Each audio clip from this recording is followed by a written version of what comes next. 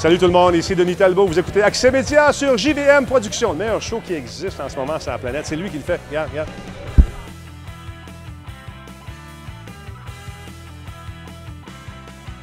Et en fait, là, le Monsieur Net reprend pour une 11e saison. Qu'est-ce qu'on peut s'attendre en fait à la nouvelle saison? Bien, encore une fois, je suis chanceux parce que je fais tellement longtemps que je suis dans ce maudit business-là de jeux vidéo que les créateurs de jeux me connaissent. Alors, tu vas avoir beaucoup d'informations qui ne sont pas disponibles ailleurs. J'ai rencontré, comme je disais tantôt en conférence, dans la toilette par hasard, un bonhomme qui faisait les voix de Mario. Je pensais que c'était un éluberlu, mais non, effectivement, parce que lui avait su que j'avais fait une entrevue avec Miyamoto, l'inventeur de Mario, et par la suite, quand il m'a vu que je rentrais aux toilettes, c'est là qu'il a décidé d'établir le contact. C'était un peu louche, mais finalement, on a fait une bonne entrevue avec lui. Il me fait les voix de Bowser. Alors, vous allez voir ça à l'écran. Vous allez voir l'entrevue avec Miyamoto. Vous allez voir des petits bouts du jeu qui ne sont pas encore sortis. J'ai eu la permission d'en présenter. Donc, on va présenter ça au cours de la saison. Et puis, finalement, tu es déjà à Musique Plus depuis 22 ans. Qu'est-ce qui a changé à la station depuis ton arrivée? Ah, il y a plusieurs trucs. Écoute, tu sais, à un moment donné, dans une station de télé, les gens partent, les gens reviennent. Moi, je reste parce que... Pourquoi je reste à Musique Plus? C'est une question qui m'a posée souvent. Pourquoi je reste là? C'est parce que je peux faire ce que je veux. C'est bien le fun. J'ai une belle liberté de création. Moi, je suis producteur délégué de l'émission. Alors, si je décide d'aller au Japon, je m'en vais au Japon.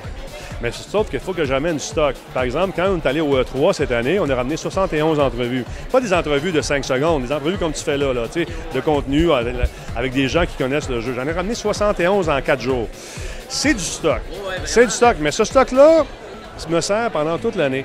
Alors, c'est ce que j'aime. Je peux aller n'importe où. J'aime mon boss, je m'en vais en Allemagne, je m'en vais au Japon, et ou encore, je retourne à Los Angeles. J'y vais, je le fais. Pour moi, c'est une passion, c'est pas un travail, c'est vraiment une passion. J'adore ce médium-là, j'adore la télé, parce que ce qui est bien le fun avec la télé, c'est que si tu veux faire ça comme ça, tu peux le faire. Exactement. On est avec les gars de Coloc.tv. Comment allez-vous aujourd'hui, les gars? Ça va bien, toi? Très bien. Ça va très bien, merci. Écoutez, à quoi on peut s'attendre pour la 2e saison des Coloc.tv?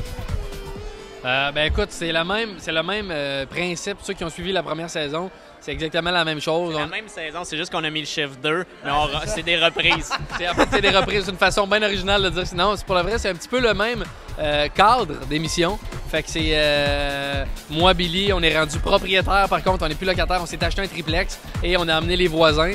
Les Nicolas et Pierre-Luc, les satiriques, qui sont en haut. Christopher, qui est le gars un peu fucké qui vit en bas. Et on vit encore, tu sais, c'est très proche de notre vie à moi et Billy. On veut sortir un one-man show dans la vraie vie et dans ça aussi. Fait qu'on a utilisé toutes les choses, les défis qu'on a surmontés dans la vraie vie pour tourner ça au ridicule, au drôle, puis on a des scènes avec ça. Et moi, je vais vous laisser parler après, mais le petit changement par rapport à la première saison, la priorité reste de faire rire, mais je te dirais qu'il y a plus d'histoire. Fait que chaque épisode est plus juste un enchaînement de scènes humoristiques. Il y a vraiment une histoire dans chaque épisode, puis je te dirais même une histoire qui se tient plus dans toute la série. Fait que non seulement, comme je te dis, la priorité restait tout le temps de faire rire.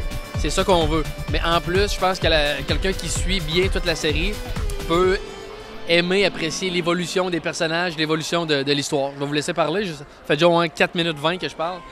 Bien, en plus, l'année passée, on avait eu des artistes invités comme François Pérusse, Anthony Cavana. On s'était fait beaucoup parler de ces émissions-là. Fait qu'encore cette année, on récidive avec des vedettes qui viennent sur notre show, qui ont accepté gentiment. Charles Lafortune, Véronique Cloutier, on a France Baudouin, Laurent Paquin. Puis en plus de ça, on a des nouveaux personnages qui s'ajoutent. Alexandre, il y a une blonde. On a un concierge dans le building.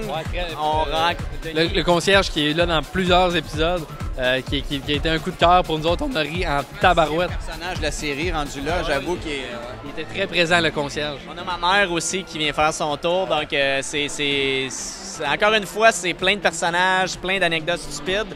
Et le tout réalisé par Pierre-Luc et le son est fait par Nicolas. Donc, c'est un travail d'équipe. Vraiment, on écrit, on fait tout ensemble. Je dirais que, regarde, je m'ai donné un scoop là, dans une des vedettes qu'on t'a nommées. Là, à un moment donné, on frappe, puis ça a été une scène hilarante à tourner parce qu'on a essayé de reproduire vraiment la réalité. Mais on frappe une de ces vedettes-là en voiture, par accident. Puis là, la personne perd la mémoire. Fait que c'est ça l'histoire de l'épisode. On l'emporte chez nous, puis on capote. En fait, c'est Billy qui le frappe. Puis là, pour y redonner la mémoire, on veut leur frapper en voiture. Puis c'était hilarant parce que la vedette s'est prêtée au jeu. Dans le milieu de la rue, on tournait dans Schlaga cette scène-là. Fait que dans le milieu de la rue, tous les voisins sortaient sur leur balcon. Ben voyons donc! Puis attachés sur une chaise. Puis on avait une voiture qui tirait assez, là, une voiture de location. Non! Puis on freinait juste avant. Puis en tout cas, on l'a essayé à plusieurs reprises pour que ça soit le plus crédible possible, mais que ça reste très sécuritaire, là, parce que c'est pas un bon... c'est pas un bon coup de publicité de frapper en voiture pour de vrai Big star. une big star. Mais en tout cas, je te dis pas c'est qui parce que je veux garder un petit peu de suspense. Là. Mais cette personne-là était un comédien très très généreux là-dedans. Je pense que ça va être super bon comme scène. Sinon, grosse surprise aussi, on a Christopher Williams qui est là. Hey, salut! On va parler dans ton dos. Non, on est en train de parler des scopes de la série. Tu vas peut-être parler un peu de ton personnage en avalant ta gomme. Personnage toujours de type caucasien, hein? Blanc, avec des cheveux, je te dirais mi-oreille, d'après moi. Ensuite de ça... Non, tu portes plus long un peu, Costa. Mais tout ça pour dire que je suis toujours l'ami des colocs qui essaie toujours d'emprunter la peau de quelqu'un qui veut les aider, sauf qu'on a mis de l'argent pour des outfits. Fait qu'à un moment donné, ils sont pris avec un esprit maléfique, fait que je vais devenir le grand évêque international italiano. À un moment donné, ils vont faire un coup d'argent, je vais devenir un grand pimp method, coturne, canne en or, dents qui brillent. Puis à un moment donné, il y a un figurant qui passe, vous allez le voir dans l'épisode 7. Wow. Il passe, mais avec une démarche tellement fluide puis légère. C'est un des moments clés. Je m'amuse à le mettre sur pause, l'encercler. Gardez l'œil.